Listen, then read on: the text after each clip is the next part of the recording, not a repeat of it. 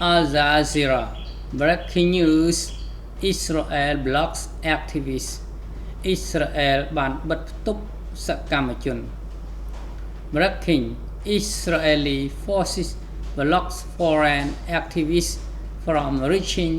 Palestinian families whose homes have been surrounded by settlers for nearly a week in Kusra ទាហានអ៊ីស្រាអែលបានបិទផ្ទុកសកម្មជនបរទេស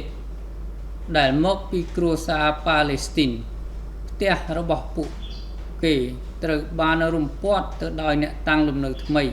ស្ទើរតែមួយសប្តាហ៍នៅទីក្រុង Kusra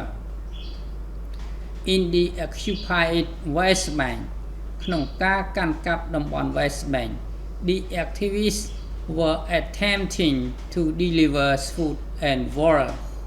សកម្មជនទាំងនោះមានបំណងផ្ដល់អាហារនិងទឹកសម្រាប់ប្រជាជនទាំងនោះបាទសូមអរគុណ